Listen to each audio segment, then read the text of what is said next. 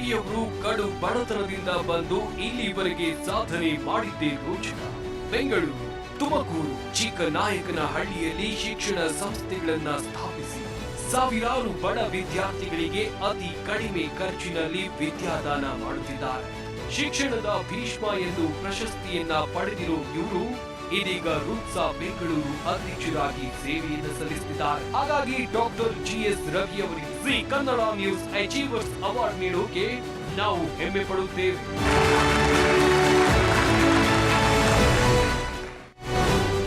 ನಮಸ್ಕಾರ, ಝಿ ಅಚೀವರ್ಸ್ ಕಾರ್ಯಕ್ರಮಕ್ಕೆ ಸ್ವಾಗತ. ನಾನು ದಿವ್ಯಶ್ರೀ. ವಿದ್ಯೆ ಪ್ರತಿಯೊಬ್ಬರ ಹಕ್ಕು, ಆದರೆ ಹಲವರು ವಿದ್ಯೆಯನ್ನು ಪಡೆದುಕೊಳ್ಳುವುದಕ್ಕೆ ಸಾಧ್ಯವಾಗುವುದಿಲ್ಲ.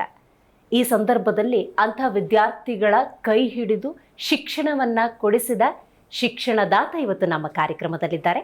ಹೌದು, ನಮ್ಮ ಕಾರ್ಯಕ್ರಮದಲ್ಲಿದ್ದಾರೆ ಡಾಕ್ಟರ್ GS ರವಿ ಅವರು. ಮೊದಲಿಗೆ ಅವರಿಗೆ ಕಾರ್ಯಕ್ರಮಕ್ಕೆ ಸ್ವಾಗತವನ್ನು ಕೋರೋಣ. ಕಾರ್ಯಕ್ರಮಕ್ಕೆ ಸ್ವಾಗತ ಸರ್ ನಿಮಗೆ.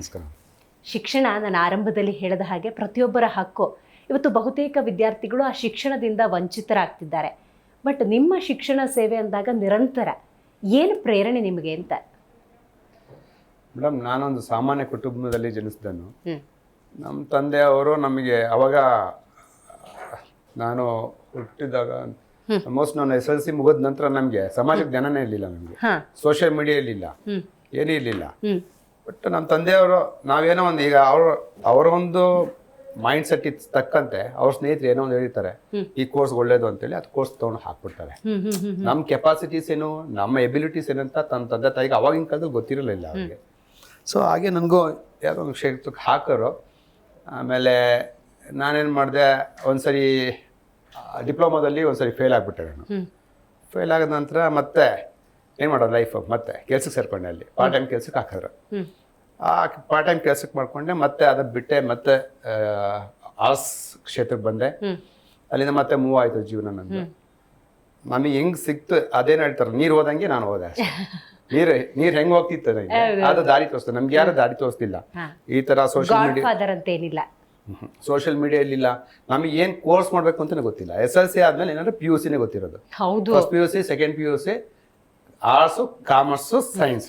ಕರೆಕ್ಟ್. ಅದು ಬಿಟ್ರೆ ಇನ್ ಬೇರೆ ಕೋರ್ಸ್ ಇಲ್ಲ. JOC ಅಂತ ಒಂದು ಬಂತು, ವೊಕೇಶನಲ್ ಕೋರ್ಸಸ್ ಅಂತ ಹೇಳಿ, ಜಾಬ್ ಓರಿಯೆಂಟೆಡ್ ಕೋರ್ಸಸ್ ಅಂತ ನಡೀತಾ ಇತ್ತು ಅವಾಗ.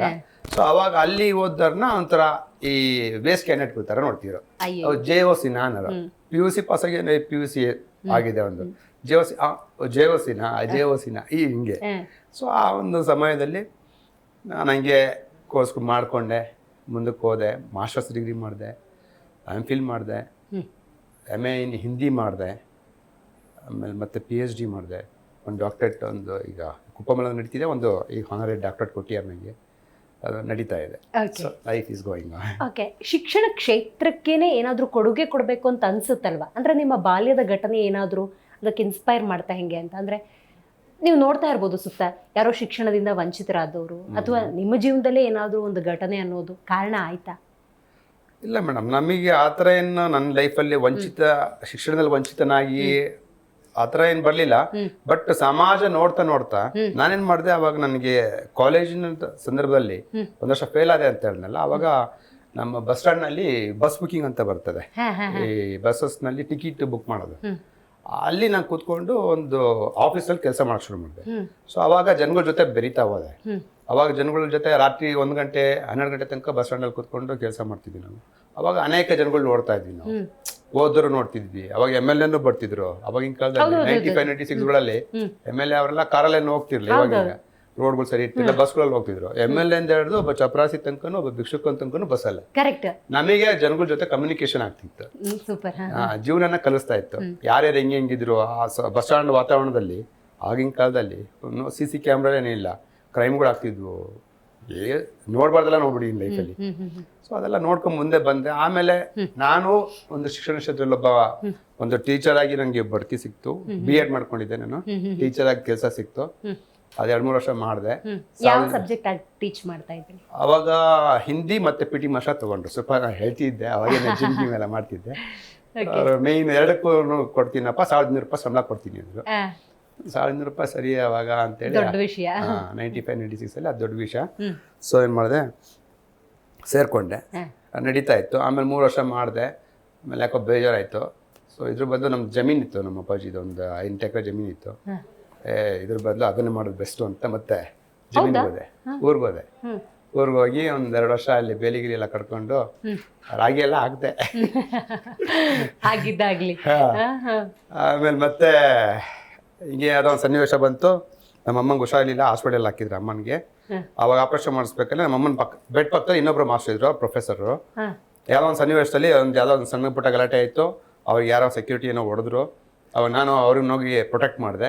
ಅವಾಗ ಇಬ್ಬರು ಫ್ರೆಂಡ್ಸ್ ಆದ್ವಿ. ಅವ್ರು ಕೇಳಿದ್ರು ಏನು ಮಾಡಿದ್ಯಪ್ಪ ಅಂದರು. ಈ ಥರ B.Ed ಮಾಡಿದ್ದೀನಿ ಅಂದೆ. M.Ed ಮಾಡ್ಕೊಂಡ್ಬಿಡು, ನಾನು ಸೇರಿಸ್ತೀನಿ ಅಂದರು. ಮಾಸ್ಟರ್ ಡಿಗ್ರಿಗೆ ಅವರು ಒಂದು ಚಾನಲ್ ಕೊಟ್ಟರು, ಒಂದು turning point super Arun sir ಅಂತ ಹೇಳಿ. ಅವ್ರು ಗಂಗಾವತಿನಲ್ಲಿದ್ದಾರೆ ಇವಾಗ.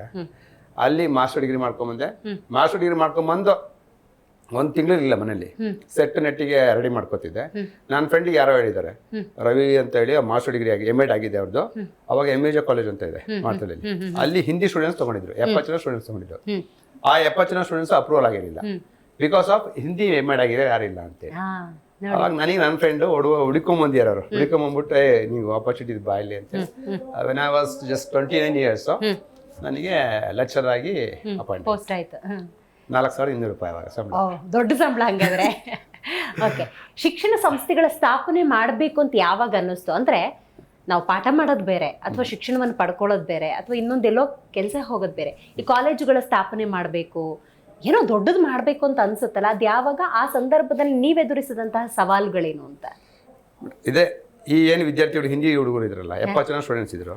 ಅವರಿಗೆ ಹಿಂದಿ ಕರ್ನಾಟಕದಲ್ಲಿ ಬಂದು ಸೇರ್ಕೊಂಡ್ಬಿಟ್ಟಾರ ಅವರು ಕಾಲೇಜಲ್ಲಿ. ಅವ್ರಿಗೆ ಹಿಂದಿ ಕಮ್ಯುನಿಕೇಶನ್ ಗೊತ್ತಿಲ್ಲ. ನಾನೊಬ್ಬನೇ ಹಿಂದಿ ಮಾತಾಡ್ತಿದ್ದು. 70 ಜನ ಸ್ಟೂಡೆಂಟ್ಸ್ ನನ್ನ ಫೇವರ್ ಆಗಿ ನನ್ನ ಫ್ಯಾನ್ಸ್ ಆಗ್ಬಿಟ್ರು ಅವರು. ಅವ್ರ ಜೊತೆ ಲಿಂಕ್ ಬೆಳೀತು. ಸೊ ಅದು ಹಂಗೆ ಡೆವಲಪ್ ಆಗ್ತಾ ಹೋಗ್ತು. ನಾನು ಅಲ್ಲಿಂದ ಲೆಕ್ಚರಿಂದ 2005-06 ಅಲ್ಲಿ B.Ed ಕಾಲೇಜಸ್ ಎನಾನಮಸ್ ಲೈಕ್ ಅರೌಂಡ್ ಒಂದು 200 ಕಾಲೇಜಸ್ ಕೊಟ್ಟರು. ನನಗೆ ಅವಾಗ ಪ್ರಿನ್ಸಿಪಲ್ ಆಗಿ ಭರ್ತಿ ಆಯಿತು. 5 years ಎಕ್ಸ್ಪೀರಿಯನ್ಸ್ ಆಗಿದೆ ಅಂತೇಳಿ. ಸೊ ಪ್ರಿನ್ಸಿಪಲ್ ಆಗಿ 1-2-3 ವರ್ಷ ಕೆಲಸ ಮಾಡಿದೆ. ಆಮೇಲೆ 2008 ಏನಾಯಿತು, ಹುಡುಗರುಗಳು ನನಗೆ ಎಲ್ಲ ಸ್ಟೂಡೆಂಟ್ಸ್ ಬ್ಯಾಕಪ್ ಇತ್ತಲ್ಲ, old students, north Indian students ಎಲ್ಲ ಅಡ್ಮಿಷನ್ಸ್ ಬೇಕು ಅಂತಿದ್ರು. ಸೊ ಅವಾಗ ಯಾರೋ 3-4 ಜನ ಹುಡುಗರು ಬಂದಾಗ ಅಡ್ಮಿಷನ್ಸ್ ತೊಗೊಂಡು ಒಂದು ಕಾಲೇಜಿಗೆ ಕೊಟ್ಟೆ. ಅವ್ರು ಆ ಕಾಲೇಜಲ್ಲಿ ಏನು ಮಾಡೋರು, ಒಂದು ಸೀಟಿಗೆ 500 ರೂಪಾಯಿ ನಂಗೆ ಕಮಿಷನ್ ಕೊಟ್ಟರು. ನನ್ನ ಸಂಬಳ 4,000 ಆಯಿತು. ಇವಾಗ ಕಮಿಷನ್ 6 ಸೀಟಿಗೆ 3,000 ಕೊಟ್ಬಿಟ್ರು. ಅವಾಗ ಯೋಚನೆ ಮಾಡಿದೆ, ಒಂದು ತಿಂಗಳು ಕೆಲಸ ಮಾಡಿ 4,000 ತಗೊಳಕ್ಕಿನ್ನ ಹುಡುಗರು ಬ್ಯಾಲೆನ್ಸಲ್ಲಿ ಮಾಡ್ಕೊಂಡು ಹೋದ್ರೆ, ಹುಡುಗರು ಡಾಟಾ ಇಟ್ಕೊಂಡು ಹೋದ್ರೆ ದುಡ್ಡು ಆಗುತ್ತಲ್ಲ ಅಂತೇಳಿ ಆ ಮಕ್ಕಳನ್ನ ಕಾಲೇಜಲ್ಲಿ ಇದ್ದರೂ ಸಹಿತನ ಅಡ್ಮಿಷನ್ಸ್ ಮಾಡೋಕೆ ಶುರು ಮಾಡಿದೆ. ಅದು 5, 10, 50, 100 ಇಲ್ಲಿವರೆಗೂ ಡೆವಲಪ್ ಆಗ್ಬಿಟ್ಟು ಎಲ್ಲ ಹುಡುಗರು ಫ್ರೆಂಡ್ಸ್ ಸರ್ಕಲ್, ಅವ್ರವ್ರ ಫ್ರೆಂಡ್ಸ್ಗಳು ಲಿಂಕ್ ಮಾಡೋರು. ರವಿ ಸರ್ ಹತ್ರ ಹೋದ್ರೆ ನಮಗೆ ಬೆಂಗಳೂರಲ್ಲಿ ಹೆಲ್ಪ್ ಮಾಡ್ತಾರೆ ಅಂತ. ಹಾಗಾಗಿ ಕಾಲೇಜ್ಗಳಲ್ಲಿ ಅಡ್ಮಿಷನ್ಸ್ ಮಾಡ್ತಿದ್ದೆ. ಅದು ಬೆಳ್ಕೊಂಡು ಹೋಗ್ಬಿಡ್ತದೆ ಹೆಂಗಂತ ಗೊತ್ತಿಲ್ಲ. ಸರಿಗ ಸಮಾಜ, ತಂತ್ರಜ್ಞಾನ, ಪ್ರಜ್ಞಾವಂತಿಕೆ ಅನ್ನೋದು ದಿನಕ್ಕೆ ಹೆಚ್ಚಾಗ್ತಾನೆ ಇದೆ. ಇವತ್ತೆಲ್ಲರೂ ಕೂಡ ಶಾರ್ಪ್ ಇರ್ತಾರೆ. But communication matters. ನಾವೇನು ಮಾತಾಡ್ತೀವಿ ಅದು 4 ಜನಕ್ಕೆ ಅರ್ಥ ಆಗಬೇಕು, ಮತ್ತೇನೋ ಒಂದು ಕೆಲಸ ಗಿಟ್ಟಿಸ್ಕೋಬೇಕು, ಒಳ್ಳೇದಾಗಬೇಕು ಅನ್ನೋದಾದರೆ ಕಮ್ಯುನಿಕೇಷನ್ ಬೇಕು. ಸ್ಪೆಷಲಿ ಇಂಗ್ಲೀಷ್ ವಿಷಯಕ್ಕೆ ಬರೋದಾದರೆ ಇಂಗ್ಲೀಷ್ ಕಮ್ಯುನಿಕೇಷನ್ ಮ್ಯಾಟರ್ಸ್. ಸೊ ಆ ಇಂಗ್ಲೀಷ್ ಎಜುಕೇಷನ್ ಸಿಗಬೇಕು ಅನ್ನೋದ್ರಲ್ಲಿ ನಿಮ್ಮ ಕೊಡುಗೆ ದೊಡ್ಡದು ಅಂತ. ಇಂಗ್ಲೀಷಲ್ಲಿ ಎಜುಕೇಷನನ್ನು ಪಡ್ಕೊಳ್ತಾರೆ ಇವತ್ತು. ಕನ್ನಡ ಬೇಕು, ಬಟ್ ಹೊರ ರಾಜ್ಯಗಳಿಗೆ ಹೋಗಬೇಕು, ಹೊರ ದೇಶಗಳಿಗೆ ಹೋಗಬೇಕು ಅನ್ನೋದಾದರೆ ಇಂಗ್ಲೀಷ್ ಮೀಡಿಯಮಲ್ಲಿ ನೀವು ಎಜುಕೇಷನನ್ನು ಕೊಡ್ತಿದ್ದೀರಲ್ಲ, ಹೇಗೆ ಅಂತ? ಮೇಡಮ್, ನಾನು ತೊಗೊಂಡಿದ್ದ ಸ್ಕೂಲೇ ಅದು ಇಂಗ್ಲೀಷ್ ಮೀಡಿಯಂ ಸ್ಕೂಲು. ಹಾಗಾಗ್ಬಿಟ್ಟು ಅವಾಗ ಆ ತೊಗೊಂಡ ನಂತರ ಏನು ಮಾಡಿದೆ ಅಂದರೆ, ಮಕ್ಕಳಿಗೆ ಇಂಗ್ಲೀಷ್ ಇಸ್ ನಥಿಂಗ್ ಬಟ್ ಒಂದು ಲ್ಯಾಂಗ್ವೇಜ್ ಅಷ್ಟೇ. ಕನ್ನಡ ಥರನೇ ನೀವು ಕನ್ನಡ ಹೆಂಗೆ ಯೂಸ್ ಮಾಡ್ತೀರೋ ಡೈಲಿ, ಹಂಗೆ ಇಂಗ್ಲೀಷ್ ಯೂಸ್ ಮಾಡಿದ್ರೆ ಮುಗೀತು. ಇವತ್ತು ಬೆಂಗಳೂರಲ್ಲಿ ನಮ್ಮಲ್ಲಿ ಸಣ್ಣ ವ್ಯಾಪಾರಿಗಳು ಸಮೇತ ಇಂಗ್ಲೀಷ್ ಮಾತಾಡ್ತಾರೆ. ಹೌದಾ? ನಮ್ಮ ಹುಡುಗರಿಗೆ ಯಾಕೆ ಬರಲ್ಲ ಅಂತೇಳಿ ಎಲ್ರಿಗೂ ಯು ವಾಚ್ ಜಸ್ಟ್ ನ್ಯೂಸಸ್ ಅಷ್ಟೇ, ನ್ಯೂಸ್ ಓದಿ. ಯೂಟ್ಯೂಬಲ್ಲಿ ಪೇರೆಂಟ್ಸ್ ಕೇಳಿದೆ, ಮಕ್ಕಳು ನ್ಯೂಸ್ ನೋಡ್ಲಿ ಬಿಡಿ, ಇಲ್ಲ ಸರ್ ಕೊಟ್ಬಿಟ್ಟ ಬರೀ ಅದು ಇದು ನೋಡ್ತಿರ್ತಾರೆ, ಎಂಥದ್ದು ಕಾರ್ಟೂನ್ಸ್ ಅವೆಲ್ಲ ನೋಡ್ತಿರ್ತಾರೆ ಅಂತ. ನಾನು ಹೇಳಿದೆ, ಇಂಗ್ಲೀಷ್ ಕಾರ್ಟೂನ್ ಹಾಕೊಡಿ. ಹಾಕೊಡ್ತಿರಲ್ಲ, ಇಂಗ್ಲೀಷ್ ಕಾರ್ಟೂನ್ ಹಾಕೊಡಿ, ಹೋಗಿ ವಾಚ್ ಮಾಡಿ, ನ್ಯೂಸ್ ನೋಡ್ಲಿ ಅಂತ ಹೇಳಿ. Tremendous changes. ಕೋವಿಡ್ ಅಲ್ಲಿ ಎಲ್ಲರೂ ಹೇಳ್ತಾರಲ್ಲ, ಎಲ್ಲ ಲಾಸ್ ಆಯ್ತು, ತೊಂದರೆ ಆಯ್ತು, ಅದು ಇದು ಅಂತ ಹೇಳಿ. ನಮ್ಮ ಇಡೀ ದೇಶದಲ್ಲಿ ಟೆಕ್ನಾಲಜಿ ಇಂಗ್ಲೀಷ್ ಅನ್ನೋದು ಬಂದಿದ್ದೆ ಕೋವಿಡ್ ಇಂದ. ಹೌದು ಮೇಡಮ್. ನಮಗೆ ಬೆಂಗಳೂರಲ್ಲಿ ಇರೋರಿಗೆ, ನಾನು ಕನ್ನಡ ಮೀಡಿಯಂ ಅಲ್ಲಿ ಓದಿದ್ದು, ಇಲ್ಲಿ ಬಂದ್ಮೇಲೆ ಇಂಗ್ಲೀಷ್ ಕಲ್ತಿದ್ದ. ಓಕೆ, ಬಟ್ ಆ ಕೋವಿಡ್ ಏನಿದೆ 3 to 6 months ಏನಿದೆ, ಐ ಬಿಲೀವ್ ಮೋರ್ ದೆನ್ 60%, 70% ಮಕ್ಕಳಿಗೆ ಇಂಗ್ಲೀಷ್ ಅರ್ಥ ಆಗಕ್ಕೆ ಶುರು ಮಾಡ್ತು. ಇಂಗ್ಲೀಷ್ ಅಂದ್ರೆ ಏನಂತ ಗೊತ್ತಾಯ್ತು, ಟೆಕ್ನಾಲಜಿ ಏನಂತ ಗೊತ್ತಾಯ್ತು. ಹೌದು ಹೌದು ಯೂಟ್ಯೂಬ್ ಅಂದ್ರೆ ಏನಂತ ಗೊತ್ತಾಯ್ತು, ಅಪ್ಲೋಡ್ ಅಂದ್ರೆ ಏನಂತ ಗೊತ್ತಾಯ್ತು, ಡೌನ್ಲೋಡ್ ಅಂದ್ರೆ ಗೊತ್ತಾಯ್ತು, ಹೌದೌದು PDF ಅಂದ್ರೆ ಗೊತ್ತಾಯ್ತು, ಹೌದು. ಸ್ಕ್ಯಾನ್ ಅಂದ್ರೆ ಗೊತ್ತಾಯ್ತು. ಹೌದು ಹೌದು ಹೌದು ಟೆಕ್ನಾಲಜಿಗೆ ಹತ್ರ ಆದ್ರು ಟೆಕ್ನಾಲಜಿ ಹತ್ರ ಆಯ್ತು. ಖಂಡಿತ. ಟೆಕ್ನಾಲಜಿ ಜೀವನನ ಕಲಿಸ್ಬಿಡ್ತು ಎಲ್ಲರಿಗೂ. ಯಾಕೆಂದ್ರೆ ಇಡೀ ಪ್ರಪಂಚನ ಅಲ್ಲಿ ಮುಳುಗ್ತಾ ಇರ್ಬೇಕಾರೆ ಸೊ ನಮ್ಮ ಮಕ್ಕಳು ಮುಳುಗಲೇಬೇಕು. ಇದಿಲ್ದಲೇ ಅದು ಹೊರಟೋಗ್ಬಿಟ್ರು ವಿದ್ಯಾರ್ಥಿಗಳು. ದೊಡ್ಡ ದೊಡ್ಡ ಹುದ್ದೆಗಳನ್ನು ಅಲಂಕರಿಸ್ತೀರಿ ನೀವು, NCT, ಈಗ ರೂಪ್ಸ, ಅಂತಹ ಆಡಳಿತಗಳನ್ನು ನಡೆಸಬೇಕಾದ್ರೆ ಏನು ಸವಾಲುಗಳನ್ನು ಎದುರಿಸ್ತೀರಿ? ಅಂದರೆ ಹೆಂಗೆ ಆ ವೃತ್ತಿಯನ್ನು, ಆ ಹುದ್ದೆಯನ್ನು ನಿಭಾಯಿಸ್ತೀರಿ ನೀವು ಅಂತ? ಮೇಡಮ್ ಈ ನೋಡಿ, ನಮ್ದು ಅಡ್ಮಿನಿಸ್ಟ್ರೇಷನ್ ಸ್ಕೂಲ್ಸಲ್ಲಿ ಕಾಲೇಜಲ್ಲಿ ಪ್ರಿನ್ಸಿಪಲ್ ಆಗಿ ನಾವು ಅಡ್ಮಿನಿಸ್ಟ್ರೇಷನ್ ಮಾಡೋದು ಒಂದು ಸೀಮಿತ. ಹೌದೌದು. ಇದು when it comes to the society public ಅಂತ ಬಂದ್ಬಿಟ್ರೆ ಅದು ಅದ್ರ ಲೆವೆಲೇ ಬೇರೆ ಹೊರಟೋಗ್ಬಿಡುತ್ತೆ. ಕರೆಕ್ಟ್. ನೀವು ಒಬ್ರು ಒಂದು ಮಾಡಬೇಕು ಅಂತ ಕುತ್ಕೊಂಡಿದ್ದೀರಾ ಅಂತ ಹೇಳಿದ್ರೆ ನೀವು ಒಂದು ಒಳ್ಳೆ ಕೆಲಸ ಮಾಡೋ ತನಕ ಅಷ್ಟೇ ನಮಗೆ ಬೆಲೆ. ಅಲ್ಲಿ ನೆಕ್ಸ್ಟ್ ನಾವು ಒಂದು ಒಳ್ಳೆ ಕೆಲಸ ಮಾಡಿ ಮೇಲೆ ಎದುರ್ತಿದ್ದೀವಿ ಅಂದ್ರೆ ಇನ್ನೊಬ್ಬ ರೆಡಿಯಾಗಿರ್ತಾರೆ, ಹೆಂಗಾರು ಮಾಡಿಸ್ಬಿಟ್ಟು ನಂಗೆ ಕುತ್ಕೋಬೇಕಲ್ಲಿ. ಅಂದ್ರೆ ಸಂಸ್ಥೆನಲ್ಲಿ ಇಂಥ ಸಂಸ್ಥೆಗಳು ಏನಾಗುತ್ತೆ ಅಂತ ಹೇಳಿದ್ರೆ ಅಧಿಕಾರದ ಆಸೆ ಶುರು ಆಗ್ಬಿಡ್ತದೆ ಎಲ್ಲರಿಗೂ. ಅದು ನಮ್ಗೇನೋ ಪುಣ್ಯ ಸಿಕ್ತು, ನಾವು ಮಾಡ್ಕೊಂಡು ಹೋಗ್ತಾ ಇದ್ದೀವಿ, ಹೆಲ್ಪ್ ಮಾಡ್ತೀವಿ. ಇವತ್ತು ಸುಮಾರು ಸ್ಕೂಲ್ಸ್ಗಳಿಗೆ ಹೋರಾಟ ಮಾಡ್ತಿದ್ದೀವಿ ನಾವು ಉತ್ಸಾಹದಲ್ಲಿ. ನಾನು ಅದಕ್ಕಿಂತ ಮೊದಲು ಯೂನಿವರ್ಸಿಟಿನಲ್ಲೂ ಸ್ವಲ್ಪ ಹೋರಾಟ ಮಾಡಿದ್ದೀನಿ, ಕಾಲೇಜ್ಗಳಿಗೆ ಸ್ಟೂಡೆಂಟ್ಸ್ ಪರವಾಗಿ ಎಲ್ಲ ಮಾಡಿದ್ದೆ. ಬಟ್ ಅದು ಸಿಕ್ಕಿದೆ ಅಷ್ಟೇ ಮೇಡಮ್. ಈಗ ನೀವು ಹೆಂಗ್ ಕರೆದ್ರಿ ಇಲ್ಲಿ? ಹೌದು ಕರೆಕ್ಟ್. ನಾನು ಕನ್ಸ್ಕೊಂಡಿರ್ಲಿಲ್ಲ ನೀವು ಕರಿತೀರಾ ಅಂತ. ಖಂಡಿತ ಖಂಡಿತ ಬಂತು, ಅದನ್ನ ಉಪಯೋಗಿಸ್ಕೊಂಡ್ವಿ ಅಷ್ಟೇ. ಸರ್, ಅವಾರ್ಡ್ಗಳು ಸರ್, ಪ್ರಶಸ್ತಿಗಳ ಸುರಿಮಳೆ ಒಂದಾದ್ಮೇಲೆ ಒಂದು ಬರ್ತಾ ಇರುತ್ತೆ. ಹೌದು, ನಿಮ್ಮ ಸೇವೆಗೆ ಸಂದಂತಹ ಪ್ರಶಸ್ತಿಗಳಾಗಿದ್ರು ಕೂಡ ಆ ಕ್ಷಣಗಳು ಹೆಂಗಿರುತ್ತೆ? ಖುಷಿ ಆಗತ್ತೆ ಮೇಡಮ್ ಅಷ್ಟೇ. ಏನಂದ್ರೆ ನಾವು ಅದು ಇನ್ನೊಂದು ಜವಾಬ್ದಾರಿನ ಕೊಡುತ್ತಂತ. ಈ ಅವಾರ್ಡ್ ಬಂದಿದೆ, ನನ್ನ ಜವಾಬ್ದಾರಿ ಜಾಸ್ತಿ ಆಯ್ತು, ಇನ್ನೂ ನಾನೇನೋ ಹೊಸ್ತು ಮಾಡಬೇಕು, ಇನ್ನೂ ಸಮಾಜಕ್ಕೆ ಸೇವೆ ಮಾಡಬೇಕು, ಈ ಥರದ್ದು ಏನಾದ್ರು ಥಾಟ್ಸ್ ಜನರೇಟ್ ಆಗುತ್ತಾ? ಹಿಂಗೆ ಮೇಡಮ್ ನಂದು ಹೆಂಗೆ ಅಂದ್ರೆ ಪರಿಸ್ಥಿತಿ ತಕ್ಕಂಗೆ ಹೋಗ್ತಿರ್ತೀನಿ. ಈಗೇನೋ ಪರಿಸ್ಥಿತಿ ಬಂತು, ಸಮಸ್ಯೆ, ಅದನ್ನ ಸಾಲ್ವ್ ಮಾಡ್ತೀನಿ ಬಿಟ್ರೆ ನನಗೆ ಅವಾರ್ಡ್ ಸಿಗುತ್ತೆ ಇನ್ನೊಂದು ಸಿಗುತ್ತೆ ಅಂತ ಅಲ್ಲ. ಅದು ನನ್ನ ಜೀವನದ ಭಾಗ ಆಗ್ಬಿಟ್ಟಿದೆ ಅಷ್ಟೇ. ಈ ಅವಾರ್ಡ್ ಇವೆಲ್ಲ ನನ್ನ ಮಕ್ಕಳೇ ನನ್ಗೆ ಅವಾರ್ಡ್, ನಮ್ಮ ಸ್ಟೂಡೆಂಟ್ಸೇ ಅವಾರ್ಡ್. ನನಗೆ ಎಷ್ಟೋ ಜನ ಸ್ಟೂಡೆಂಟ್ ಸರ್ ನಿಮ್ಮ ಮಾಡು, ನಾನು ಸರ್ ನಿಮ್ಮನ್ನ ನಾನು ನೋಡ್ಕೊಂಡು ಹೋಗ್ತೀನಿ, ನಿಮ್ಮನ್ನ ಇಟ್ಕೊಂಡು ಲೈಫ್ ಮಾಡ್ತೀನಿ ಅಂತ. ಅದು ಅವಾರ್ಡ್ ನನಗೆ ಇದೆಲ್ಲ ಆ ಮಕ್ಕಳುಗಳ ಪ್ರೀತಿ. ನಾನು LKG ನಮ್ದು ಸ್ಕೂಲ್ ಇದೆಲ್ಲ ಮೇಡಮ್, ಅಲ್ಲಿ ಸ್ಕೂಲಿಗೆ ಹೋಗ್ತೀನಲ್ಲ, ಅಲ್ಲಿ LKG UKG ಮಕ್ಕಳಿದಾರಲ್ಲ, ನನಗೆ ಇವತ್ತು ಡಿಗ್ರಿ ಮಾಡೋ ಸ್ಟೂಡೆಂಟ್ಸ್ ಇದ್ದಾರೆ, ಮಾಸ್ಟರ್ ಡಿಗ್ರಿ ಮಾಡೋ ಸ್ಟೂಡೆಂಟ್ಸ್ ಇದ್ದಾರೆ, PhD ಮಾಡಿರೋ ಸ್ಟೂಡೆಂಟ್ಸ್ ನಮ್ಮಲ್ಲಿ B.Ed ಅಲ್ಲಿ ಇದ್ದಾರೆ. ಓಕೆ, LKG UKG ಅಲ್ಲೂ ಮಕ್ಕಳಿದ್ದಾರೆ. ನಾನು ನನ್ನ ಸ್ಕೂಲ್ಗೆ ಹೋಗ್ತೀನಿ, 15 days ಮಂತಿಗೆ ಒಂದ್ಸರಿ ಹೋಗ್ತೀನಿ. ಆ LKG UKG ಮಕ್ಕಳಿದಾರಲ್ಲ ಅವ್ರಿಗೆ ಎಷ್ಟು ಮುಗ್ದಿರೋ ಮಕ್ಳುಗಳು ಅಂತ ಹೇಳಿದ್ರೆ ನಾನು ಹೋಗ್ತೀನಿ ಹಿಂಗೆ, ರವಿ ಸರ್ ಮೇಡಮು ನನಗೆ ನೆನೆ ಹೊಡೆದ್ಬಿಟ್ರು, ರವಿ ಸರ್ ನಮಗೆ ನೀರು ಕೊಟ್ಟಿಲ್ಲ. ಆ ಫ್ರೆಂಡ್ಲಿ ನೇಚರ್ ನೋಡಿ. ಆ ಮಕ್ಳುಗಳಿಂದನೇ ಹಿಡಿದು ನನಗೆ ಇಲ್ಲಿವರೆಗೂ ದೊಡ್ಡ ಮಕ್ಳು ತನಕನಿದ್ದಾರೆ. ಸೊ ಅವ್ರುಗಳೇ ನನ್ನ ಪ್ರೀತಿ, ನನ್ಗೆ ಅದೇ ಸರ್ವಸ್ವ. ಇದೆಯಾ ಅವಾರ್ಡ್ ಗಿವಾರ್ಡ್ ಅಲ್ಲ. ಖಂಡಿತವಾಗ್ಲಿ ಸರ್. ಇಷ್ಟು ಕೂಲ್ ಮತ್ತೆ ಕಂಪೋಸ್ಡ್ ಹೆಂಗೆ ನೀವು ಅಂತ ಅಂದರೆ ನಿಮ್ಮ ಜೀವನದಲ್ಲಿ ಏನು ಕಷ್ಟಗಳೇ ಬಂದಿಲ್ಲ ಅಂತಲ್ಲ, ಅಥವಾ ಸವಾಲುಗಳು ಬಂದಿಲ್ಲ ಅಂತಲ್ಲ, ಬಟ್ ಅದನ್ನು ಸಮಸ್ಥಿತಿಯಲ್ಲಿ ನೀವು ಹ್ಯಾಂಡಲ್ ಮಾಡ್ತೀರಿ. ಅಂದರೆ ತುಂಬ ಟೆನ್ಷನ್ ತಗೊಳ್ಳಲ್ಲ, ಕೂಲ್ ಕಂಪೋಸ್ಡಾಗಿ ಹೆಂಗೆ ಹ್ಯಾಂಡಲ್? ಮೇಡಮ್ 2 ವರ್ಷ ನಿದ್ದೆ ಮಾಡಿಲ್ಲ ಒಂದ್ಸರಿ. ಹೌದಾ? ಆಲ್ಮೋಸ್ಟ್ 1.5 years ನಿದ್ದೆನೇ ಮಾಡ್ತಿಲ್ಲ ನಾವು. 3 ಗಂಟೆ 4 ಗಂಟೆಗೆಲ್ಲ ಎದ್ದು ಕೂತ್ಕೊಳ್ಳೋದು. ಕೆಲವು ಸಮಸ್ಯೆಗಳು ಇದ್ದಾಗ ತಿಂಗಳ ಸಮಸ್ಯೆ ಫೈನಾನ್ಷಿಯಲ್ ಅಥವಾ ಏನು ಸಮಸ್ಯೆಗಳಾಗ್ತದೆ? ಫೈನಾನ್ಷಿಯಲ್ ಸಮಸ್ಯೆಗಳು, ಸ್ಕೂಲ್ ಕಾಲೇಜ್ ಸಮಸ್ಯೆಗಳು. ಯಾರೋ ಒಬ್ರು ಸುಮ್ಮನೆ ಬೇಕಂತ ನಮ್ಮ ಮೇಲೇನೋ ಒಂದು ದೂರು ಕೊಟ್ಬಿಡ್ತಾರೆ. ನಮಗೆ ಅವಾಗ ಏನಾಗ್ತಿತ್ತು ಅಂದ್ರೆ ನಮ್ಮ ಸ್ಕೂಲು ಕಾಲೇಜ್ ಮುಖ್ಯ ಆಗ್ತಿರಲಿಲ್ಲ. ಇಷ್ಟು ಜನ ವಿದ್ಯಾರ್ಥಿಗಳು ನಾಳೆ ಹೆಸರು ನಿಂತ್ಕೊಂಡ್ಬಿಟ್ರೆ ಬೀದಿನಲ್ಲಿ ಇವ್ರ ಲೈಫ್ ಹೆಂಗಪ್ಪ, ಎದೆ ಹೊಡೆದ್ಬಿಡೋದು ಒಂದ್ಸರಿ ಹಂಗೆ ಕುತ್ಕೊಂಡ್ಬಿಡ್ತಿದೆ, ಯಾರಿಗೂ ಗೊತ್ತಾಗ್ತಿರ್ಲಿಲ್ಲ. ಎಷ್ಟೋ ಸರಿ ಹತ್ತಿದ್ದೀನಿ. ಹೌದಾ? ಅಂದ್ರೆ ಅಂತ ನೋವಿನ ಕ್ಷಣಗಳು ಹೆಂಗೆ? ಅಂದ್ರೆ ಯಾರು ಧೈರ್ಯ ಕೊಡ್ತಿದ್ರಾ ಅಥವಾ ಹೆಂಗೆ ಸರ್? ಒಬ್ಬರೇ ಹೆಂಗೆ ಸರ್ ಅದು? ಅಂದರೆ ನೀವು ಆ ತಪ್ಪಲ್ಲಿ ಭಾಗಿದಾರರೇ ಅಲ್ಲ, ಅಂತ ತಪ್ಪು ನಿಮ್ಮ ಮೇಲೆ ಹೊರಿಸ್ತಾರೆ. ಅಲ್ಲ, ಇವತ್ತು ಭಾವುಕರಾಗ್ತಿದ್ದೀರಾ ಇಷ್ಟರ ಮಟ್ಟಿಗೆ ಅನ್ನೋದಾದರೆ ಸರಿ ನೋವು ತಿಂದಿದ್ದೀರಾ ಅಂತ. ಹೌದಾ? 2 ವರ್ಷ ನಿದ್ದೆ ಇಲ್ಲ, ಕಷ್ಟಪಟ್ಟಿದ್ದೀವಿ. ಒಬ್ಬರದೇ ಹೋರಾಟ, ಒಂಟಿ ಹೋರಾಟ ಇಲ್ಲ. ನಮ್ಮ ಟೀಮ್ ಇರ್ತಿತ್ತು, ಫ್ರೆಂಡ್ಸ್ ಇರ್ತಿದ್ರು, ಎಲ್ಲ ಸೇಮ್ ಕೋರ್ಟಲ್ಲಿ ಹೋಗ್ತಿದ್ವಿ. ಅಲ್ಲ, ಕೋರ್ಟು ಕೇಸು ಪೊಲೀಸ್ ಸ್ಟೇಷನ್ ಅಂತ ಹೋಗಿದ್ದಿದ್ಯಾ? ಕೋರ್ಟ್ಗಳು ಹೋಗಿದ್ದೀವಿ, ಕೇಸ್ ಹೋಗಿದ್ದೀವಿ. ಹೌದಾ? ಎಲ್ಲ ಅನುಭವಿಸಿದ್ವಿ. ಇವತ್ತಿನ ನಗು ಹೇಗೆ ಸರ್? ಅವತ್ತಿನ ಸಿಚುವೇಶನ್ ಎಂಥ ಟರ್ನಿಂಗ್ ಜೀವನ? ನಾವು ಕೆಲಸ ಮಾಡೋಕ್ಕಷ್ಟೇ madam. What I know that is we should work ಅಷ್ಟೇ. We should work. ಯಾರಿಗೂ ತೊಂದರೆ ಕೊಡ್ಬೇಡಿ, ಯಾರಿಗೂ ನೋವು ಕೊಡ್ಬೇಡಿ, ಕೆಲಸ ಮಾಡಿ. ಒಂದು ತತ್ವ ಇಟ್ಕೊಂಡಿದ್ದೀರಿ. ನಾನು ಯಾರ ಸವಾಸಕ್ಕೂ ಹೋಗಲ್ಲ, ಯಾರು ಕೇಳಲ್ಲ. ನಮ್ಮ ಸವಾಸಕ್ಕೆ ಬಂದರೆ ಮಾತ್ರ ಅವ್ನು ಏನು ಮಾಡಬೇಕು ಅವನಿಂದ ಪ್ರೊಟೆಕ್ಷನ್ ಮಾಡ್ಕೋಬೇಕು ಅಷ್ಟೇ, ಬಿಟ್ರೆ ನನಗೆ ಅವ್ನು ಮಾಡೋದು ತೊಂದರೆ ಮಾಡ್ಕೊಂತವಲ್ಲ. ರಿವೆಂಜ್ ತಗೋಬೇಕಂತೇನಿಲ್ಲ. ನಮ್ಮ ಟೈಮ್ ವೇಸ್ಟ್ ಅಲ್ಲಿ. ಓ ವೆರಿ ನೈಸ್ ಸರ್, ಎಂಥ ಒಳ್ಳೆ ವಿಚಾರ ಗೊತ್ತಾ ಇದು. ಈಗ ಅವ್ರ ಥರದ್ದು ನಾವು ಬದುಕು ಬಿಟ್ರೆ ನಮಗೂ ಅವ್ರಿಗೂ ವ್ಯತ್ಯಾಸ ಇರಲ್ಲ. ವೇಸ್ಟ್ ಟೈಮ್ ವೇಸ್ಟ್ ಅದು. ಆಯಿತು, ಹೋಗಪ್ಪ.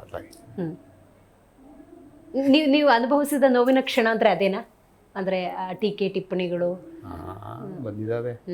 ಏನಂದ್ರೆ ಮೇಡಮ್, ನಾವು ನೋಡಿ, ಈಗ ನಾವು ಬರೀ ಪಾಠ ಮಾಡ್ಕೊಂಡು ಹೋಗಿದ್ರೆ ಅವ್ರ ಮನಸ್ಸಾಗಿರ್ತೀವಿ. ನಾವು ಪಾಠ ಬಿಟ್ಟು ಸ್ವಲ್ಪ ಹೊರಗೆ ಬಂದ್ವಿ, 4 ಜನಕ್ಕೆ ತೊಂದರೆ ಆಗ್ತಿದೆ, ಕಾಲೇಜ್ಗಳಿಗೆ, ಪ್ರಿನ್ಸಿಪಲ್ಗಳಿಗೆ, ಲೆಕ್ಚರ್ಸ್ಗಳಿಗೆ ತೊಂದರೆ ಆಗುತ್ತೆ ಅಂದಾಗ ಅದನ್ನ ಸ್ವಲ್ಪ ಒಪ್ಪನ ಮಾತಾಡ್ತಿದ್ದೆ, ನಾನು ಧೈರ್ಯವಾಗಿ ಮಾತಾಡ್ತಿದ್ದೆ. ಅವಾಗ ಗುಂಡ ಇವನು, ನಮ್ಗೆ ಮರ್ಯಾದೆ ಕೊಡಲ್ಲ, ಸೀನಿಯರ್ಸ್ಗಳು ಇರ್ತಾರಲ್ಲ, ಎಲ್ಲ 20 ವರ್ಷ 30 ವರ್ಷ ಸೀನಿಯರ್ಸ್ ಇರ್ತಿದ್ರು. ಅವರು ದಬ್ಬಾಳಿಕೆ ಒಂಥರ. ಈಗ ನಾವು ಅವರೆಲ್ಲ ಅವರು ಕ್ವಾಲಿಫೈಡೆ, ನಾವು ಕ್ವಾಲಿಫೈಡೆ, ಬಟ್ ಏಜಲ್ಲಿ ಡಿಫ್ರೆನ್ಸ್ ಇಟ್ಟಿತ್ತು ಅಂದ್ಬಿಟ್ಟು ನಮ್ಮ ತುಳಿಯಕ್ಕೆ ನೋಡ್ತಿದ್ರು. ನಮಗೆಲ್ಲ ತುಂಬ ಅನುಭವಿಸಿದ್ವಿ. ವ್ಯಾಲ್ಯೂಯೇಷನ್ಗೆ ಹೋದಾಗ ನಮಗೆಲ್ಲ ನಾವು ಜೂನಿಯರ್ಸ್ಗಳಿಗೆ ಹಿಂಗೆ ನೋಡೋದು, ಹಿಂದೆ ಕುತ್ಕೊಳೋದು, ಅಲ್ಲಿ ವ್ಯಾಲ್ಯೂಯೇಷನ್ ಮಾಡೋದು ನಾವು. ಇವತ್ತು ಅಂಥವ್ರೆ ಫೋನ್ ಮಾಡಿಬಿಟ್ಟು ನಿಮ್ಮಿಂದ ಏನೋ ಹೆಲ್ಪ್ ಆಗಬೇಕಾಗಿತ್ತು, ಅಥವಾ ಇವತ್ತು ಒಳ್ಳೆ ಸ್ಥಾನಕ್ಕೆ ಹೋಗಿದ್ದೀರಿ, ತುಂಬ ಸಂತೋಷ ಆಯಿತು ಅಂತ ಹೇಳಿದ್ದೇನಾರು ಆಗಿದಾವ ಘಟನೆಗಳು? ಬಂದಿದ್ದಾರೆ ಮೇಡಮ್. ಇದನ್ನೇ ಜೀವನ ಅಂತ ಹೇಳೋದಲ್ವ ಸರ್? ಬಂದಿದ್ದಾರೆ, ನನ್ನ ಜೊತೆ ಬಂದಿದ್ದಾರೆ, ನನ್ನ ಜೊತೆ ವರ್ಕ್ಶಾಪಿಗೆ ಬಂದಿದ್ದಾರೆ, ಕಾನ್ಫರೆನ್ಸ್ ಬಂದಿದ್ದಾರೆ, ದುಬೈಗೆ ಹೋಗಿದ್ದೆ, ಅವ್ರ ನನ್ನ ಜೊತೆ ಬಂದಿದ್ರು ಪ್ರೊಫೆಸರ್ಸ್ಗಳು, ದೊಡ್ಡ ದೊಡ್ಡ ಪ್ರೊಫೆಸರ್ಸ್, ಡೀನು, ಟಾಪ್ ಲೆವೆಲ್ ಎಲ್ಲ ಇದ್ರು. ನಾನು ಇವನ್ ಓನರ್ ಆದ್ರೂ ಸಹಿತ still I am a principal. ಇವತ್ತು ನಾನು ಕೆಲಸ ಮಾಡ್ತೀನಿ. ಟೀಚಿಂಗ್ ಎಲ್ಲ ಮಾಡ್ತೀರಾ? ಟೀಚಿಂಗ್ ಮಾಡ್ತೀನಿ. ಹುಡುಗರು ಸ್ಟೂಡೆಂಟ್ಸ್ಗಳೇ ಕೇಳ್ತಾರೆ, ಸರ್ ಒಂದು ವೀಕ್ಲಿ ಒಂದು ಕ್ಲಾಸ್ ತಗೊಳ್ಳಿ ಅಂತೇಳಿ. ಈ ಒತ್ತಡದ ನಡುವೆ ಹೆಂಗೆ ತಗೊಳಕ್ಕಾಗತ್ತಾ ಕ್ಲಾಸಸ್ ಎಲ್ಲ? ನಾನೀಗ ಒತ್ತಡ ಅನ್ನೋದು ಅದೆಲ್ಲ ಇಲ್ಲ ಮೇಡಮ್. ಓನ್ಲಿ ಮನುಷ್ಯನಿಗೆ ಯಾವಾಗ ಬರುತ್ತೆ, ಫೈನಾನ್ಷಿಯಲಿ ಟ್ರಬಲ್ ಆದಾಗ ಒತ್ತಡ ಅಂತ ಸ್ವಲ್ಪ ಬರುತ್ತೆ ಬಿಟ್ರೆ, ಅದು ಬಿಟ್ಟರೆ ನೆಕ್ಸ್ಟ್ ಒತ್ತಡ ಬರುತ್ತೆ ಫ್ಯಾಮಿಲಿ. ಹೌದು, ಇವೆರಡನ್ನು ಬ್ಯಾಲೆನ್ಸ್ ಮಾಡ್ಕೊಂಡ್ಬಿಟ್ರೆ ಇನ್ನು ಯಾವುದು ಪ್ರೆಷರ್ ಇರಲ್ಲ, ಜೀವನದಲ್ಲೇ ಇರೋದಿಲ್ಲ. ಯಾವತ್ತಾದ್ರೂ ಅನ್ಸಿದೆ ಈ ಕ್ಷೇತ್ರನ ಆಯ್ಕೆ ಮಾಡಿಕೊಂಡು ಸ್ವಲ್ಪ ತಪ್ಪಾಯಿತು, ಏನೋ ಅನುಭವಿಸ್ಬೇಕು ಅಂತ ಅನ್ಸಿದ್ಯಾ, ರೈಟ್ ಡಿಸಿಷನ್ ನಾನು ತಗೊಂಡಿದ್ದೀನಿ, ಮುಂದುವರಿತೀನಿ? ಮೇಡಮ್, ಜೀವನದಲ್ಲಿ ಯಾವ್ದಾರ ಒಂದು ಬ್ಯೂಟಿಫುಲ್ ಜಾಬ್ ಅಂತ ಇದ್ರೆ ಅದು ಶಿಕ್ಷಣ. ವಾವ್. ಟೀಚರ್. ಓಕೆ, ನಿಮಗೆ ಅಲ್ಲಿ ಸಿಗೋವಂಥ ತೃಪ್ತಿ ನಿಮ್ಗೆ ಎಲ್ಲೂ ಸಿಗಲ್ಲ ಮೇಡಮ್. ಅಲ್ಲಿ ಸಿಗೋವಂಥ ಮರ್ಯಾದೆ, ಅಲ್ಲಿ ಸಿಗೋವಂಥ ವಿದ್ಯಾರ್ಥಿಗಳು. ಮೇಡಮ್, ನಮ್ಮ ಶಿಕ್ಷಣ ಸಂಸ್ಥೆಯಲ್ಲಿ ನಿಮಗೆ ಬೇರೆ ಬೇರೆ ಕಡೆ ಫ್ಯಾನ್ಸ್ ಆಗ್ತಾರೆ. ಒಬ್ಬ ಫಿಲ್ಮ್ ಸ್ಟಾರ್ಗೂ ಫ್ಯಾನ್ ಆಗ್ತಾರೆ, ಒಬ್ಬ ಪೊಲಿಟಿಷಿಯನ್ಗೂ ಫ್ಯಾನ್ ಆಗ್ತಾರೆ. ಅದರಲ್ಲಿ ಒಬ್ಬ ಕುಡುಕ, ಕೊಲೆಗಡಕ, ಕಳ್ಳ, ಸುಳ್ಳ ಎಲ್ಲ ಇರ್ತಾನೆ. ಬಟ್ ಶಿಕ್ಷಣ ಸಂಸ್ಥೆಯಲ್ಲಿ ಶಿಕ್ಷಣ ತಗೊಂಡು ಯಾರು ತೋರಿಸಿ ನೀವು 100ರಲ್ಲಿ 0.1 ಮಾತ್ರ ನಿಮಗೆ ಕೆಟ್ಟ ವಿದ್ಯಾರ್ಥಿ ಸಿಗ್ತಾನೆ, ಬಿಟ್ರೆ ಇನ್ನು ಉಳಿದಿದೆಲ್ಲ ನಮ್ದು ಜಾಕ್ಪಾಟ. ನಾವು ವಿದ್ಯಾರ್ಥಿಗಳು ಇವತ್ತವರೆಗೂ ಯಾರನ್ನು ಕೆಲಸ ಇಲ್ಲ ಅಂತ ಇಲ್ಲ. ಶಿಕ್ಷಣ ಪಡೆದ ಎಲ್ಲ ಪ್ರತಿಯೊಬ್ಬ ವಿದ್ಯಾರ್ಥಿನೂ ಒಂದಲ್ಲ ಒಂದು ಕಡೆ ಇಲ್ಲ ವ್ಯವಸಾಯ ಮಾಡಿದಾನೆ, ಇಲ್ಲ ಟೆಕ್ನಾಲಜಿನಲ್ಲಿ ಇದ್ದಾನೆ, ಒಬ್ಬ ಉನ್ನತ ಹುದ್ದೆಯಲ್ಲಿ ಇದ್ದಾನೆ. Wherever it is, whatever it is, they are my fans, my students. Super, ನಿಮ್ಗೆ ಆ ಹೆಮ್ಮೆ ಇದೆ. Super sir. ಈಗ ಕುಟುಂಬದ ಸಹಕಾರ ಹೆಂಗಿದೆ? ಯಾಕೆಂದ್ರೆ ಏಳು ಬೀಳುಗಳನ್ನು ಎರಡೂ ನೋಡಿದಿರಿ. ನಿಮ್ಮ ನಿದ್ದೆ ಇಲ್ಲದ ದಿನಗಳನ್ನು ಹೊರಗಡೆಯವ್ರು ನೋಡ್ತಾರ ಇಲ್ವೋ? ಮನೆಯವರಂತೂ ಡೆಫಿನೆಟ್ಲಿ ನೋಡ್ತಾ ಇರ್ತಾರೆ. ಬೇಡ ಬಿಟ್ಬಿಡೋಣ, ಈ ಥರದ್ದು ಸಹಜವಾದ ಟಾಕ್ಗಳು ಖಂಡಿತವಾಗ್ಲೂ ಮನೇಲಿ ಇರುತ್ತೆ. ಸೊ ಕುಟುಂಬದ ಸಹಕಾರ ನಿಮ್ಮ ಈ ಸ್ಥಾನದವರೆಗೂ ಬರೋದಕ್ಕೆ ಹೇಗಿದೆ ಅಂತ ಹೇಳಿ? ನನ್ನ ಹೆಂಡತಿ ಅವಳು ಡಿಗ್ರಿ ಗ್ರಾಜ್ಯುಯೇಟ್, ಅವಳು ತುಂಬ ಇನ್ನೋಸೆಂಟ್. ಅವಳು ಹೆಂಗೆ ಅಂದರೆ ನೋಡ್ತಿದ್ಲು ಅಷ್ಟೇ, ಏನಾಯಿತು ಯಾಕೆ ಅದಲ್ಲ, ಆಯಿತು. ಆಮೇಲೆ ಮತ್ತೆ ಅರ್ಧ ಗಂಟೆ ಬಿಟ್ಬಿಟ್ಟು ಪ್ರಾಬ್ಲಮ್ಮಾ, ಟೆನ್ಷನ್ ತಗೋಬಿಡಿ, ಸರಿಯಾಗದು ಬಿಡಿ ಅಷ್ಟೇ. ನಾವು ಏನು ಗೊತ್ತಿರ್ತಿಲ್ಲ, ಟೆನ್ಷನ್ ತಗೊಬಿಡಿ, ಆಯಿತು. ಏನು ಅಡುಗೆ? ಆಯಿತು ಅಷ್ಟೇ. ಅಷ್ಟು ಬಿಟ್ರೆ ಈಗ ಅಂತಾಳೆ, ಸಾಕು ಇಷ್ಟೆಲ್ಲ ಮಾಡ್ಕೊಂಡಿದ್ಯಾ ಸಾಕು, ಏನಾದ್ರು ಇಬ್ರು ಮಕ್ಕಳು ನಿಂಗೆ, ಇನ್ನು ಏನಕ್ಕೆ ಟೆನ್ಷನ್ ತಗೋತೀಯ, ಆರಾಮಾಗಿರೋ ಅಂತಾಳೆ. ಬಟ್ ಸಂಸಾರ ಕಟ್ಕೊಂಡ್ಬಿಟ್ಟಿದ್ದೀವಿ. ನಾನು ನಂಬ್ಕೊಂಡು ಈಗ 100 ಜನ ಟೀಚರ್ಸ್ ಇದ್ದಾರೆ. ಆ ಜವಾಬ್ದಾರಿ ದೊಡ್ಡದು. ಈ ಮಕ್ಕಳ ಬಗ್ಗೆ ನಿಮ್ಮ ಕನಸು ಶಿಕ್ಷಣ ಕ್ಷೇತ್ರದಲ್ಲೇ ಮುಂದುವರಿಬೇಕು ಅಂತಿದ್ಯಾ ಮಕ್ಕಳು, ಅಥವಾ ನೀವು ಅವ್ರ ಬಗ್ಗೆ ಏನು ಡ್ರೀಮ್ ಇಟ್ಕೊಂಡಿದ್ದೀರಿ ಅಂತ? ಮೇಡಮ್, ಆ ಥರ ಇಲ್ಲ ಮೇಡಮ್. ನಾ ಈಗ ಪಾಪ ಕೆಲವು ಪೇರೆಂಟ್ಸ್ಗಳನ್ನ ನೋಡ್ತಿಲ್ಲ ಮೇಡಮ್. ನಮ್ಮ ಸ್ಕೂಲಲ್ಲೇ ನಾನು ನೋಡಿದ್ದೀನಿ ಮೇಡಮ್, ಎಲ್ಲರಲ್ಲೂ 98 ತೆಗೆದಿರ್ತಾನೆ, ಯಾರಲ್ಲೂ 100ಕ್ಕೆ 96 ತೆಗೆದ್ಬಿಟ್ಟಿರ್ತಾನೆ. ಅವನು ಎಳ್ಕೊಂಬಂದು, ಸರ್ ನಿಮ್ಮ ಟೀಚರ್ ಸರಿ ಇಲ್ಲ, ನಿಮ್ಮ ಟೀಚರ್ ಫಸ್ಟ್ ತೆಗೀರಿ, 96 ತೆಗೆದ್ಬಿಟ್ಟಿಯಾನೆ ಮೇಡಮ್. ಇದು ಎಲ್ಲ ಮಕ್ಕಳು 96 ತೆಗಿದಾರೆ, ನಮ್ಮ 35 ತೆಗಿಯಾರ ಯಾರಿದ್ದಾರೆ? ನಾವು ಜಸ್ಟ್ ಪಾಸ್. ಅವಾಗೆಲ್ಲ ಹೆಂಗೆ ಇನ್ಸ್ಪೈರ್ ಮಾಡ್ತೀರಿ ಸ್ಟೂಡೆಂಟ್ಸಿಗೆ ನೀವು? ನಾನು ಒಂದೇ ಮೇಡಮ್, ನನ್ನ ಸ್ಟೂಡೆಂಟ್ಸ್, ಈವನ್ ಕಾಲೇಜ್ ಸ್ಟೂಡೆಂಟ್ಸ್ಗೂ ಅಷ್ಟೇ, ಎಲ್ಲರಿಗೂ ಅಷ್ಟೇ ಹೇಳೋದು, ಸಮಾಜನ ಅರ್ಥ ಮಾಡ್ಕೊಳ್ಳಿ, ಹೌದು, ಸೊಸೈಟಿನ ಅರ್ಥ ಮಾಡ್ಕೊಳ್ಳಿ, ಸೊಸೈಟಿ ತಕ್ಕಂತೆ ಜೀವನ ಮಾಡಿ. ನಿಜ. ಸೊಸೈಟಿ ನಿಮಗೆ ಬದುಕಿಸುತ್ತೆ, ಸೊಸೈಟಿ ಜೊತೆ ನೀವು ಹೆಂಗಿರ್ತೀರಾ ಹಂಗೆ ಜೀವನ ಕಲ್ಕೊಂಡು ಹೋಗ್ತೀರಾ. ನಮ್ಮ ಅಕ್ಕಪಕ್ಕದ ಜನ, ಸೊಸೈಟಿ, ಸಮಾಜನೇ ನಮಗೆ ಬೆನ್ನೆಲುಬು. ಅದಕ್ಕೆ ಮರ್ಯಾದೆ ಕೊಟ್ಕೊಂಡು ಹೋಗಿ ಜೀವನ. ಹೌದು. ಇಷ್ಟು ಫಿಟ್ ಆ್ಯಂಡ್ ಫೈನ್ ಹೆಂಗೆ ಅಂತ ಆರೋಗ್ಯದ ವಿಚಾರಕ್ಕೆ ಬರೋದಾದ್ರೆ ನನ್ನ ಪ್ರಕಾರ 51 ವಯಸ್ಸು ಅಂತ ಅನ್ಕೊಳ್ತೀನಿ. ಸೊ ಈಗಲೂ ಆ ಫಿಟ್ ಆ್ಯಂಡ್ ಫೈನ್ 4 ಜನಕ್ಕೆ ಮಾದರಿ ಆಗೋಂಗೆ ಆರೋಗ್ಯ ಕಾಪಾಡ್ಕೊಳ್ಳೋ ಬಗ್ಗೆನೂ ಒಂದೊಳ್ಳೆ ಸಂದೇಶ ಕೊಡ್ತಾ ಇದ್ರಿ. ಹೀಗೆ ಹೇಗೆ ಅಂತಂದರೆ ಪ್ರಾಣಾಯಾಮನೋ, ಧ್ಯಾನನೋ, ವಾಕಿಂಗೋ, ಜಾಗಿಂಗೋ, ಎಕ್ಸಸೈಸ್ ಏನಾದರೂ ಮಾಡ್ತೀರಾ ಹೆಂಗೆ? ಮೇಡಮ್ ನಂದೊಂದು ರೂಲ್ಸ್ ಇದೆ ಮೇಡಮ್. ನಾನು ಸ್ಕೂಲು, ಕಾಲೇಜು, ಮನೆ ಎಲ್ಲೆಲ್ಲಿ ಇದ್ದೀನಿ ಅಲ್ಲೆಲ್ಲ ಒಂದೊಂದು ಸಿಂಪಲ್ ಜಿಮ್ ಸೆಟಪ್ ಇಟ್ಕೊಂಡ್ಬಿಟ್ಟಿದ್ದೀನಿ. ಓಕೆ, ಆಮೇಲೆ ನನಗೆ ನಾರ್ಮಲಿ ಕಾಲ್ಸ್ ತುಂಬ ಬರುತ್ತೆ, ಫೋನ್ ಕಾಲ್ಸ್. ಸೊ ಅವಾಗ ಏನು ಮಾಡ್ತೀನಿ, ನನ್ಗೆ ಗೊತ್ತಾಗ್ಬಿಡ್ತೀನಿ ಈ ಕಾಲು ಅರ್ಧ ಗಂಟೆ, ಕಾಲು ಗಂಟೆ ಅಂತ ಹೇಳಿ. ಅದನ್ನ ಇಯರ್ಫೋನ್ ಹಾಕೊಂಡು ಟಕ್ಕಂತ ವಾಕ್ ಮಾಡ್ಬಿಡ್ತೀನಿ. ಓಕೆ, ಆಮೇಲೆ ನಾನು ಕೂರಲ್ಲ, ಸುಮ್ಮನೆ ಚೇಲ ಕೂತ್ಕೊಂಡು ಅದೆಲ್ಲ ಮಾಡಲ್ಲ. ಕೆಲಸ ಇತ್ತು ಮುಗೀತು, ಚೇರಲ್ಲಿ ಮುಗೀತು, ನೆಕ್ಸ್ಟ್ ಸುಮ್ಮನೆ ಓಡಾಡ್ತಿರ್ತೀನಿ ಆ ಕಡೆ ಈ ಕಡೆ. ಆಮೇಲೆ ರೆಗ್ಯುಲರು ನಾನು ಏನಂದ್ರೆ ನಾನು ನನ್ನ ಜೀವನನ ನಾನು ನೋಡ್ಕೋಬೇಕು, ಅರ್ಥ ಆಯ್ತಾ? ಸೊ ನಾನು ಚೆನ್ನಾಗಿದ್ರೆ 4 ಜನಕ್ಕೆ ನಾನು ಸಪೋರ್ಟ್ ಮಾಡ್ಬೋದು. ಈ ಸೆಲೆಬ್ರಿಟಿಗಳು ಅಂತ ಹೇಳಿದ್ರೆ ಅವ್ರು ಅದಕ್ಕೆ ಅಂತಾನೆ ಜಿಮ್ ಮಾಡ್ಕೊಂಡು ಅದಕ್ಕೆ ಫುಡ್ಡು ಗಿಡ್ಡು ಅದೆಲ್ಲ ನಮ್ದು ಹಂಗಲ್ಲ. ನಾವು ಒಂಥರ ಸೆಲೆಬ್ರಿಟಿನೇ ಈಗ. ಯಾಕೆ ಹೇಳಿ, ನಾನು ರೆಗ್ಯುಲರ್ ವರ್ಕೌಟ್ ಮಾಡ್ತೀನಿ, ರೆಗ್ಯುಲರ್ ನಾನು ಕೆಲಸ ಮಾಡ್ತೀನಿ, ನಾನು 4 ಸಂಸ್ಥೆಗಳು ನಡೆಸ್ಕೊಂಡು 100 ಜನ ಇಟ್ಕೊಂಡಿದ್ದೀನಿ. ನಾನು ಫಿಟ್ ಆಗಿರ್ಬೇಕು ಅಂತೇಳಿ ಡಿಸೈಡೆಡ್. ನಾನು ಬಿಸ್ನೆಸ್ ಹೆಂಗೆ ಟೈಮ್ ಕೊಡ್ತೀನೋ ಹಂಗೆ 1 hour ನಾನು ಜಿಮ್ಮಿಗೆ ಕೊಡ್ತೀನಿ, ವಾಕಿಂಗ್ ಕೊಡ್ತೀನಿ. ವಾರದಲ್ಲಿ 5 ದಿವಸ ಅಂತೂ ಕಂಪಲ್ಸರಿ ಮಾಡ್ತೀನಿ. ಶಿಕ್ಷಣ ಕ್ಷೇತ್ರದಲ್ಲೇ ಬದಲಾವಣೆ ತರಬೇಕು ಅಂದರೆ ಏನು ತರಬಹುದು ಅಂತ ಅನಿಸ್ತೀರಿ? ಈಗ ಸದ್ಯ ರೂಪ್ಸಾದಲ್ಲೂ ಇರೋದ್ರಿಂದಾಗಿ ಒಂದಷ್ಟು ಹೋರಾಟಗಳನ್ನು ಡೆಫಿನೆಟ್ಲಿ ಮಾಡ್ತಾ ಇರ್ತೀರಿ. ಈ ಬದಲಾವಣೆ ಆದರೆ ಅಪ್ಗ್ರೇಡ್ ಆಗ್ತಾರೆ ಮಕ್ಕಳು, ಒಂದು ಪ್ರಜ್ಞಾವಂತ ಶಿಕ್ಷಣವನ್ನು ಕೊಟ್ಟಂಗೆ ಆಗುತ್ತೆ ಅನ್ನೋದಾದರೆ ಏನು ಬದಲಾವಣೆ ಆದರೆ ಚಂದ? ಯಾಕೆಂದರೆ ಇವತ್ತಿಗೂ ಸ್ಟೇಟ್ ಸಿಲೆಬಸ್ನ ಕೆಲವೊಂದು ಪುಸ್ತಕಗಳನ್ನು ನೋಡಿದ್ರೆ ನಾವು ಆಗ ಓದಿದ್ದೇ ಇದೆ, ಅಂದರೆ ಅಂಥ ಬದಲಾವಣೆಗಳೇನಿಲ್ಲ. ಸೊ ಇವತ್ತು ನಾವು ವಿದೇಶ ಅಂತ ನೋಡೋದಾದ್ರೆ ಅಪ್ಗ್ರೇಡೆಡ್ ಸಿಕ್ಕಾಪಟ್ಟೆ ಫಾರ್ವರ್ಡ್ ಆಗಿದೆ. ಸೊ ಹಾಗಾಗಿ ಬದಲಾವಣೆಗಳು ತರೋದಾದ್ರೆ ಯಾವ ರೀತಿ ಅಂತ ಅಂತೀರಿ? ಮೇಡಮ್ ಅದೇ ಈ ಓಲ್ಡ್ ಟ್ರೆಡಿಷನ್ ಸಿಸ್ಟಮ್ಸ್ ಎಲ್ಲ ಹೋಗ್ಬೇಕು.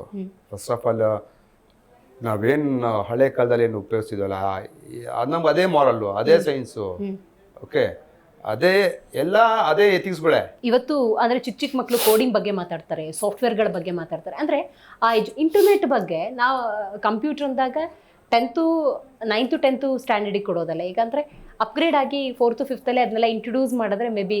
ಮೇಡಮ್ ಈ ಫ್ರೀ ಬೀಸ್ ಎಲ್ಲ ಕೊಡ್ತಾರಲ್ಲ, ಎಲ್ಲ ಬಿಟ್ಬಿಟ್ಟು ಶಿಕ್ಷಣ ಫ್ರೀ ಬೀಸ್ ಮಾಡಿ ಮೇಡಮ್. ಅಲ್ವಾ? ಆರೋಗ್ಯ ಒಂದು ಕೊಡಿ ನೆಟ್ಟಿಗೆ, ಓಕೆ, ಶಿಕ್ಷಣ ಒಂದು ಕೊಡಿ, ಅರ್ಥ ಆಯ್ತರಾ?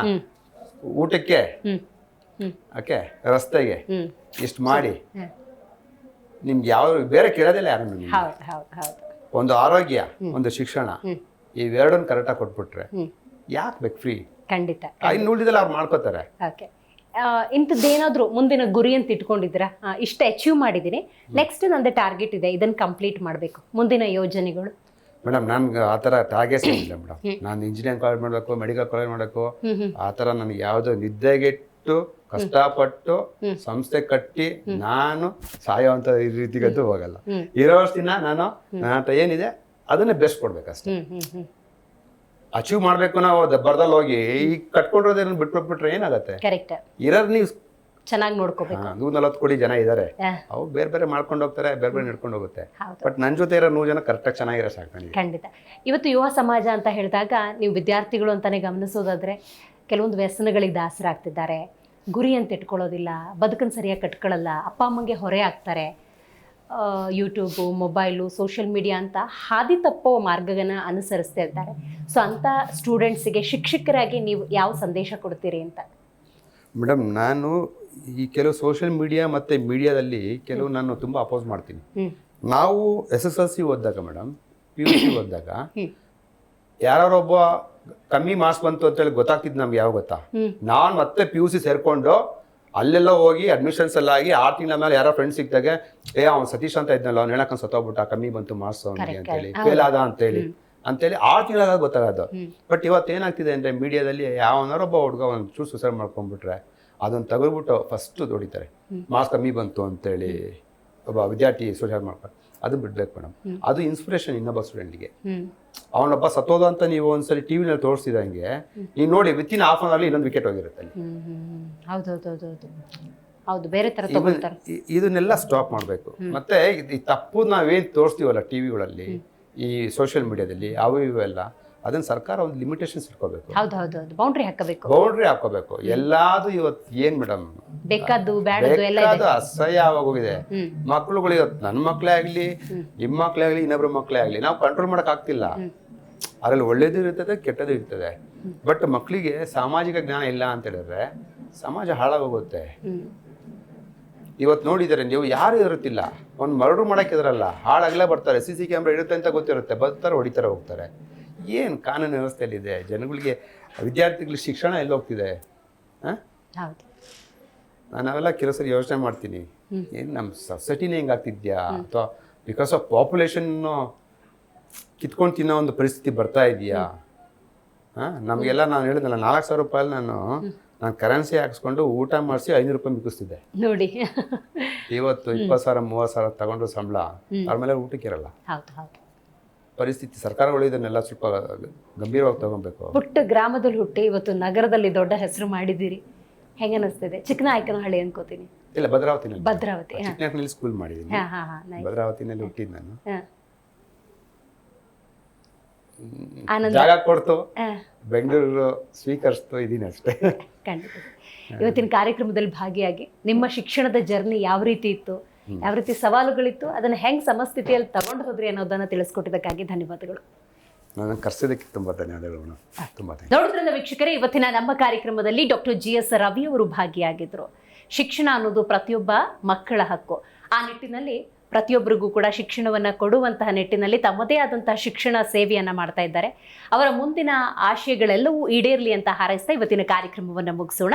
ನೋಡ್ತಾ ಇರಿ ಜಿ ಕನ್ನಡ ನ್ಯೂಸ್, ಸತ್ಯವೇ ಸುದ್ದಿಯ ಜೀವಾಳ.